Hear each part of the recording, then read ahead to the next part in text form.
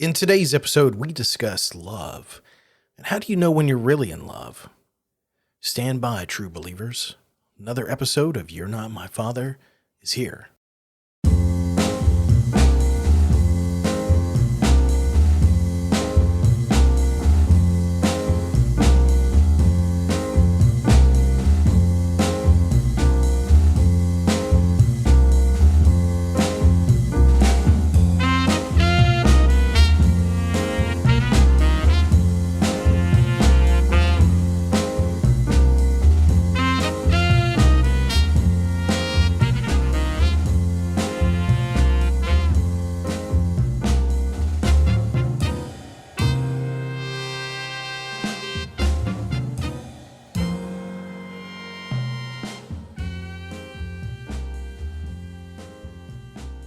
Welcome back to You're Not My Father, the best family-friendly podcast from Alaska and this side of Anchorage.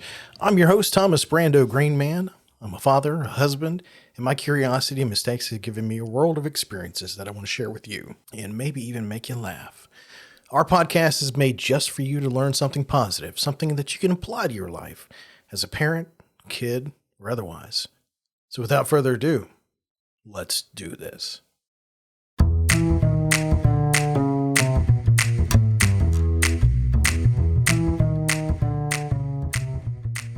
Today's show is not sponsored by any of those little nasty candy hearts that you get at Valentine's Day that have messages on them that says, I love you and other stuff.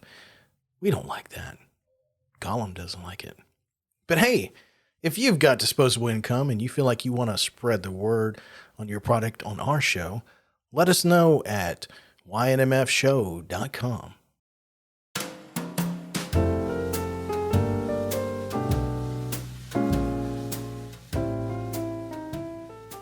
In today's episode, we're going to be talking about two separate subjects.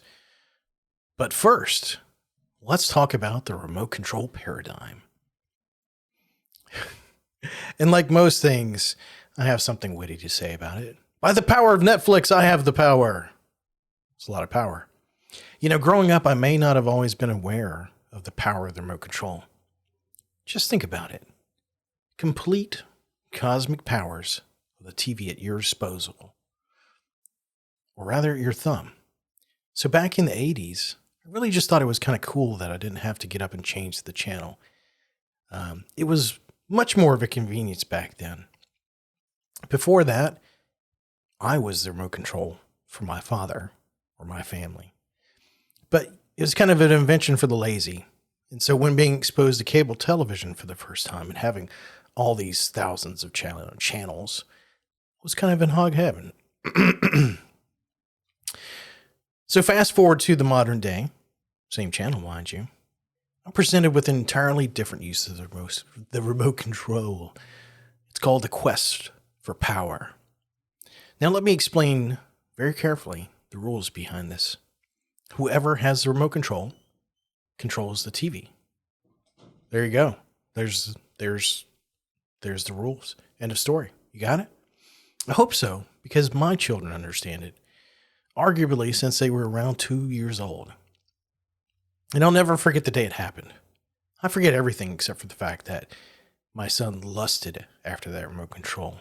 Because I, the daddy, I could magically make Mickey Mouse or Paw Patrol appear like a first-rate conjurer. He desired this power so much that like a cannibal, his little infant self, he thought he could claim this power by eating the remote control. So unlike a cannibal, his masticating skills weren't so developed. So it was more like a freezer pop.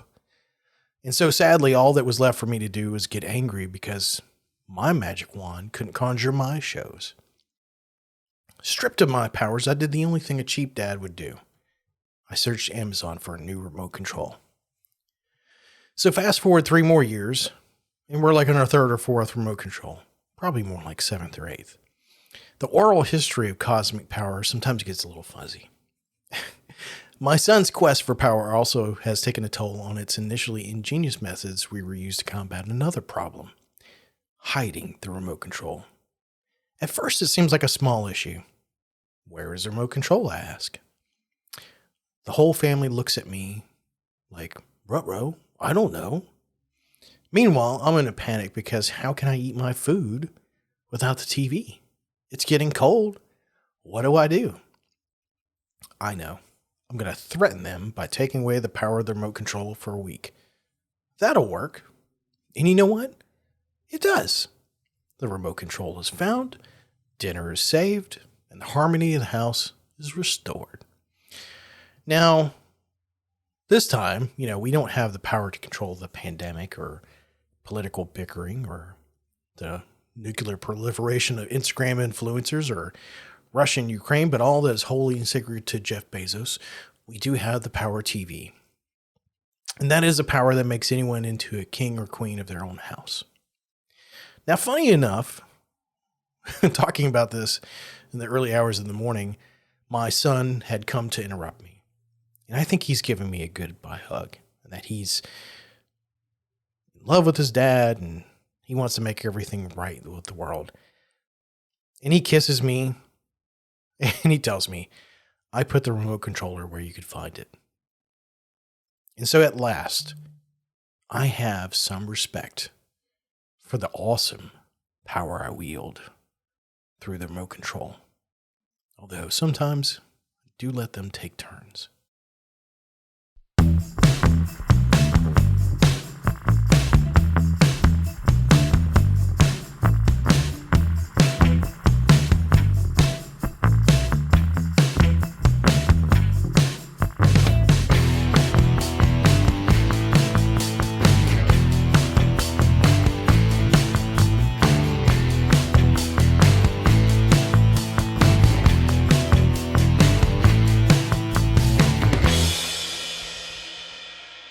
So moving forward into the subject of love, I'm going to quote somebody. How do you know when it's love? I can't tell you, but it lasts forever. So Sammy Hagar sang those lyrics way back in 1988 for Van Halen. I think Sammy said it best by asking questions, in turn giving you an opportunity, the listener, to reflect on those questions yourself. The advice he gave was in those lyrics, but the question itself kind of remains. And as somebody who has lived and loved several times, in several ways, I can tell you this, I'm no expert. And even if I was, what worked for me may not work for you. And the reason behind that is pretty simple. We're all unique people. And that's kind of the key to love itself. We all have a different idea of what love is and isn't. It's often been romanticized in modern history as being a courtly love.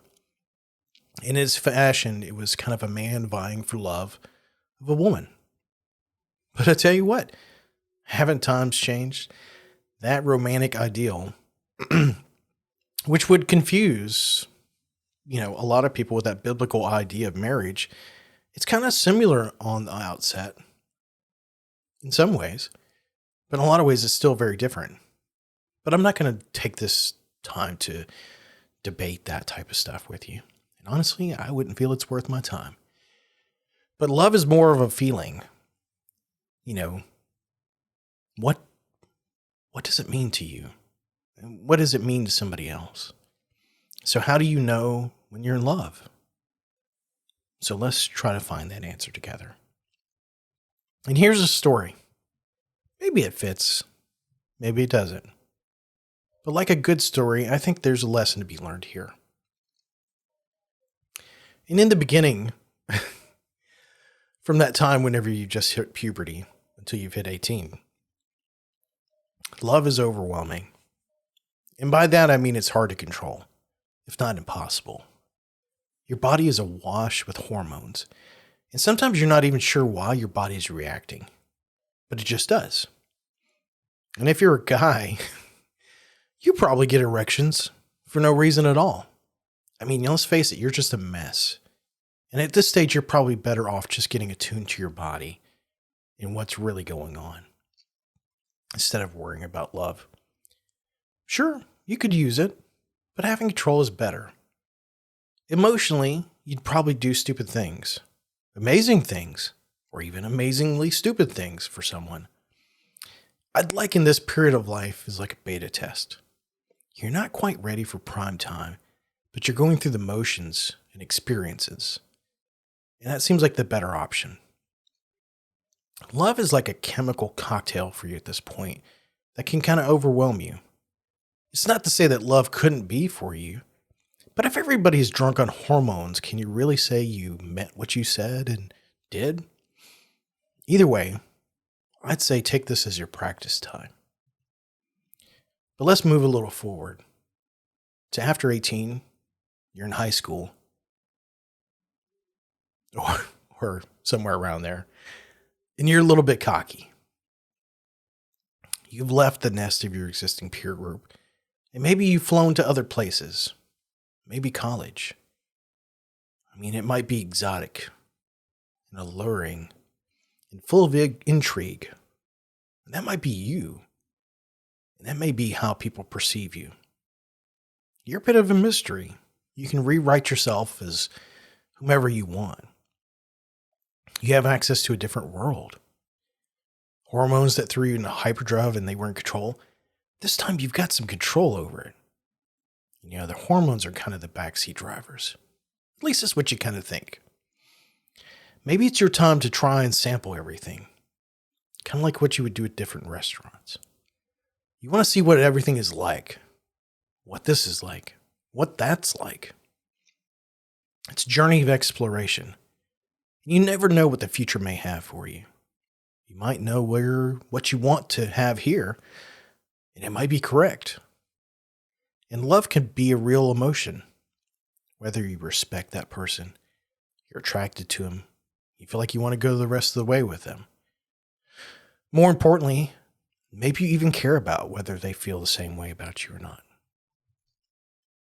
Maybe you're not jealous, per se, but you have a genuine desire for their well-being. But I'll tell you, the level of confidence is too high for you to be able to tell. It's going to keep going on, way into your 20s. And then let's just say 30 hits you in the face. It's a cold splash of water that wakes you up. Maybe it doesn't happen on your birthday or somewhere along that year, but you start to feel your age. The life you may have wanted, maybe that's too late. And so now you've got your own story to tell, as opposed to some story that was assigned to you. Maybe it's one that you're free to write however you like. Whether or not you're desperate or relieved, there's a certain freedom that comes with having all that weight taken off your shoulders. Think Atlas with the weight of the world.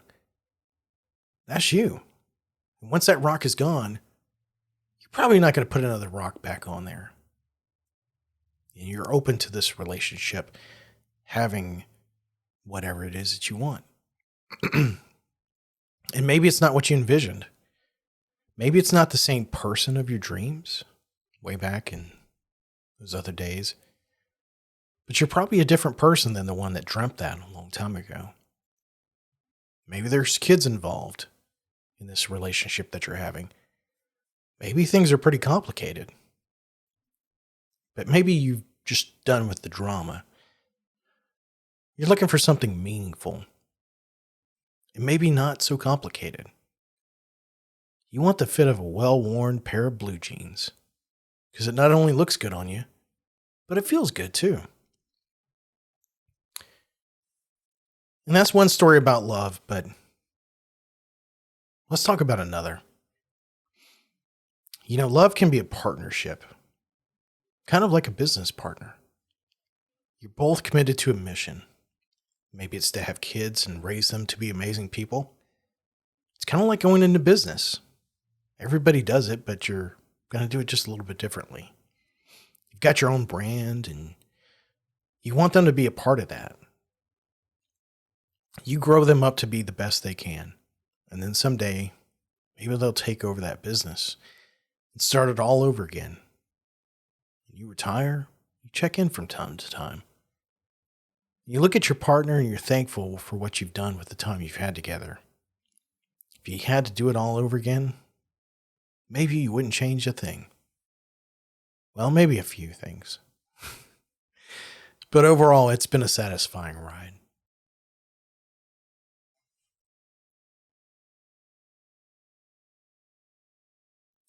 Of course, all these are just stories, kind of cobbled together from experiences I've shared, been a part of, or heard from other people.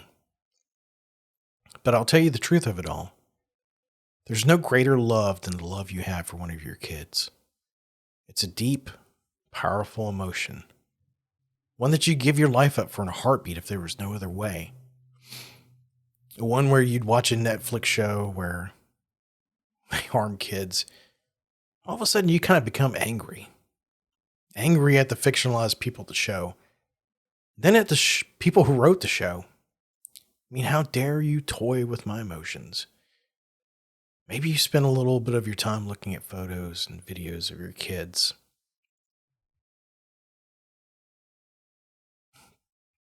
And you're just in complete awe of them. You daydream sometimes about the people they'll be.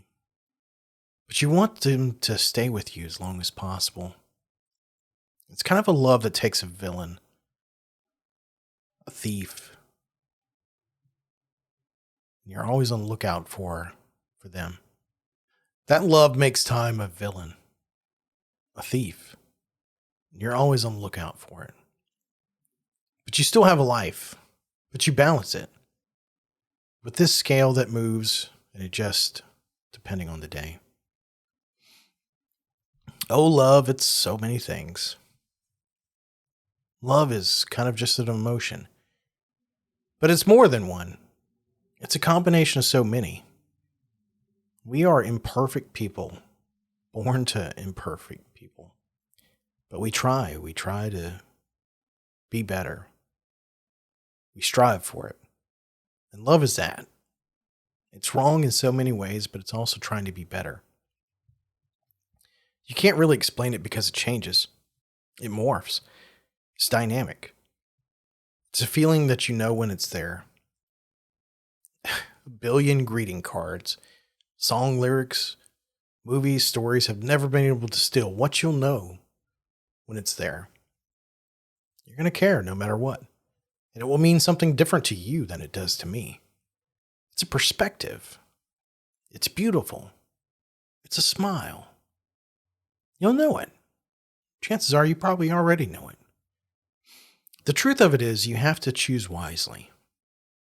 You can try your hand at finding someone, making it work or trying to make it work, but too much effort can spoil things. It's better to see what happens.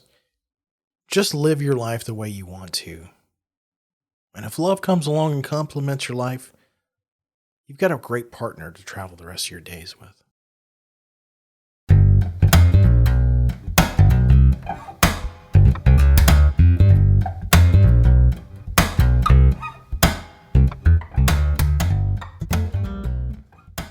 So I haven't thought about doing a cooking episode up until this point, but I did today.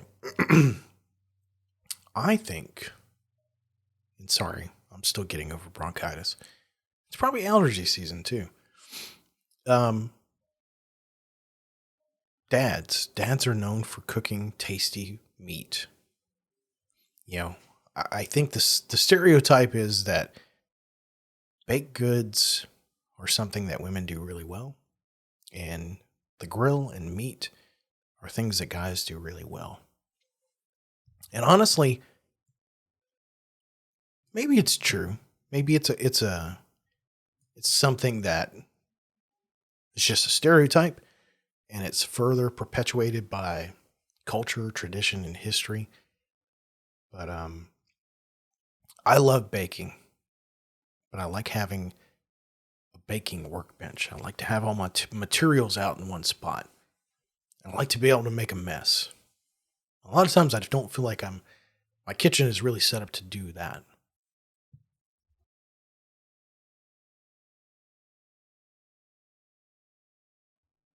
Baking should be like a garage. You've got your tools. You've got your ingredients. You're going to make a mess. You need a big area to work with. And then you put it into something that has a fire, and it's going to transmogrify it. It's going to turn it into something tasty. So I like baking. As a guy, that's probably, as a guy that's not a chef or not a master of the culinary arts, um, yeah, it's kind of odd, I guess. But to balance that out, I do incredibly well with meat. Like, really well. Like, most of my life, for the most part. And so I'm not going to turn this into a cooking episode, but I will share with you a very simple recipe that I did today. And I did it hastily. I did it quick. I did it lazy. And I'm all about making food in a lazy way. But tasty. Like, if you put in low effort, but achieve maximum results, isn't that kind of the best way to cook? Nobody wants to spend a ton of time cooking, but you want tasty results. So anyway, I'm going to tell you how I did some tasty meat today. So, number one, meat is only as good as the meat that you get. If you get horrible meat, not a good cut, or, if it's not good meat, it's just not going to taste really good later on. There's only, you can amplify it a little bit. You can make it taste a little bit better, but its potential will never be realized or even close. So if you're going to get meat, get good meat. Now there are different cuts of meat that can taste better if you do them properly. And more often than not, they're not a multi-purpose meat like ground beef. You can do a lot of stuff with ground beef. You can make tacos, you can make hamburgers, you can do all kinds of stuff. But we're talking about like roast, like chuck steak roast type of thing. The roast is kind of it's not a popular thing in 2022, or maybe it is. I don't know. I don't hear people talk about it. Man, I love a good roast, or what I really have been dying for is a good roast. Just don't hear that too often. But a roast can be tasty. So here's what I did. Went to the store, got a roast. It was cheap. I think it was 3, 4, 5 pounds. I think it was like $11. It's on sale. But it was, and this is the key, USDA choice. So whenever you hear USDA Prime, USDA Choice, Prime is the top. Choice is just below that. And what do these mean? Essentially, it's a grading system on how much fat is composed into the meat. It's like a certain percentage of meat that's kind of incorporated, the fat that's been incorporated into the meat. So people think of fat, well, I can't have fat. Fat is bad for you, and you shouldn't have, everything should be zero fat. I'm sorry. If you're eating meat, you need fat. Fish is good for you. Fish has fat. You don't see it, but it's incorporated in there. So there's a lot of things that kind of go into cooking that people don't really understand. Fat is good. Now, if you're just eating a hunk of fat, maybe not. Maybe not so good. I'm not a fan of that. But if it's marbled, and that's what we're talking about, USDA Choice, USDA Prime, the fat is marbled throughout the meat. So proportionally, there's fat within the muscle fibers. And so Prime has a lot of that. Therefore, it's going to be more flavorful. And that's why it costs more. They're not charging you more because there's something in there that tastes bad and that you don't want. No. Follow the money. Smell the money. That's where the food is. Oh my God, I sound so stupid when I say that. Okay, so let's back it up. I've got a roast. It's USDA Choice. I've been sitting on it. So tonight, I'm recording this Wednesday night. One of my buddies, Luke, who's been on the show, this is typically the night he comes over. He likes to eat. So do I. We usually make something. I was saving that for tonight. Well, he canceled out on me. Well, that's a shame for him because his food's great. So we need to make something because By the time we get off work, we have kids coming. We pick up kids, our kids, nobody else's kids. We've got this, at 6 o'clock, 6:30, you don't want to spend 2 hours cooking and then eat and then just go straight to bed and try to get up and do it all over again the next day. You got to be quick. You got to put that food on the table. So here's what I did. God, I'm setting all this stuff up, but really in reality, it's instapot roast. Doesn't sound good, does it? Well, you'd be wrong. It's tasty, incredibly tasty. Here's what I do. I've got a lot of spices. I've got good spices. So I put the roast in the bottom of the Instapot. Now this has got a lot of fat on it, so I'm not going to add butter. I'm not going to add oil. I don't need it. So I got a few things. I have Kinder's. It's a spice company. Roasted garlic. It looks orange. Fantastic garlic flavor. I can't recommend this enough. Ever since I found it, I keep it in stock, like several bottles. It's great. It's not overpowering. It's incredibly great flavor. So I put some of this on top of the roast. I'll also take some Knorr chicken stock that I've got. Actually, I'm sorry. There's Knorr chicken stock. There's two kinds I carry. Like I'm a store. There's two types I have in my cupboard. One is chicken stock with tomato, which is amazing. You should totally have. And one's beef. I put the beef in there because I wanted it to be beefier. But there's also a heavy element of salt. So I'm getting some salt in there. It's kind of a stock. So when I add the water, it's gonna be stock. That's basically what it's gonna be. So Kinder's onion powder. Onion powder. Granulated onion. Sorry, I didn't think about it. Granulated onion. Kosher salt. Fresh ground cracked pepper. Liquid smoke. Not just any liquid smoke. Liquid smoke is typically not good unless it's Colgan's. It's the one that has the little log cabin on it. That's the one that you want. It's usually white label, that type of stuff. So that's pretty much it. I put that all into one pot. I pour some water into it, and I've got probably like an inch or two off the bottom. So it's not going to boil the meat, but it's going to keep that pressure, whatever. So yeah, meat goes in the pot, some spices, a little bit of water. I put it on slow cook for 9 hours. I did this before I left this morning, taking the kids to school. By the time I came home, I wanted to take a look at it. I got a little piece, fork tender, just pulls right apart. Super great, incredible. Take a bite. It's out of this world. Super great, amazing, wonderful. And you can look at the meat and it's still red. It's not gray. It's wonderful. Oh, right. And I did put smoked paprika in there. It makes a good color. And, and a little red pepper. Anyway, I'll create an actual recipe for this type of thing. But it's kind of funny. So I work with my wife and we were trying to cook leftover stuff that we'd had in the refrigerator at work. And she was like, well, why aren't you following the instructions? I typically don't follow the instructions. I'm that kind of guy. From a cooking standpoint, what are you doing? If it's food or vegetable, you're trying to create, you're heating it up. And typically, if you're making it in a microwave, let's face it, that's what you're doing. You're just heating it up.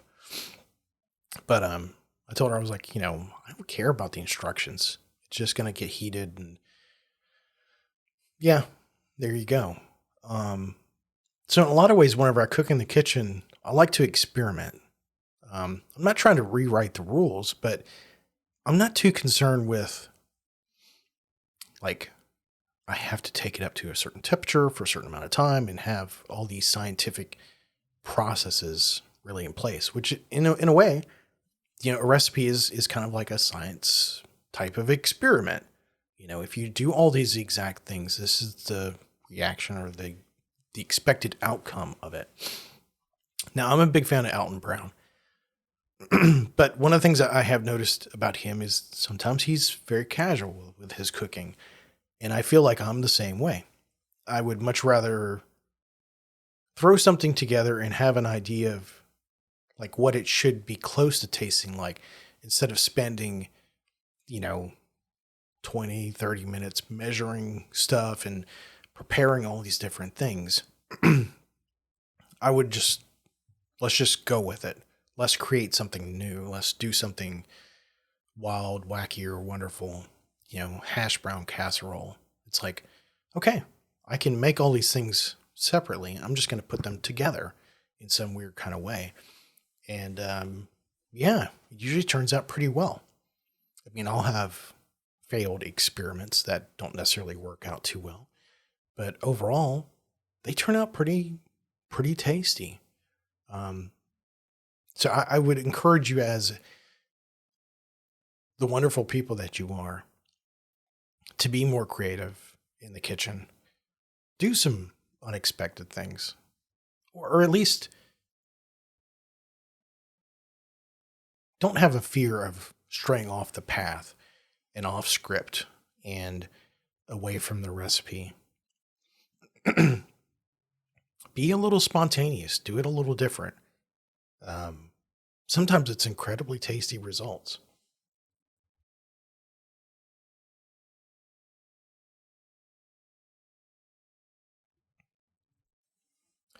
Kind of like today's podcast. A little bit of it was scripted. Some of it was way off script.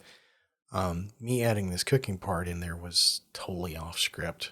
But I hope that maybe it gave you some interesting takes on what you can do in the kitchen. But big fan of the Instapot. There's a lot of great Instapot recipes out there. Use it. An air fryer and an Instapot are two of the most versatile things that have come out of the last 2 years that we use on a regular basis. Unless you're baking. Baking is probably one of those things that you can't really quite wing a whole bunch of stuff, because there are very specific chemical reactions going on inside carbs and wheat and baking soda, baking powder. There's definitely some more science going on in there. But we really appreciate you guys hanging in here with us in these past few episodes. Having bronchitis has definitely made my podcast feel a little underwhelming to me. So thank you for sticking with us and listening to these. We really appreciate it.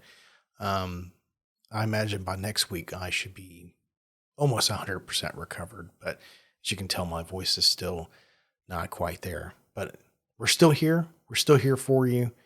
You need somebody in your corner, and damn it, sick or not, we're still going to show up.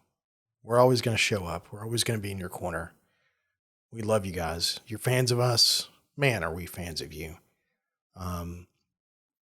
Be sure to subscribe to us. Make sure that you're getting your weekly dose of You're Not My Father. We're available wherever fine podcasts are bought, sold, traded, given away, subscribed to.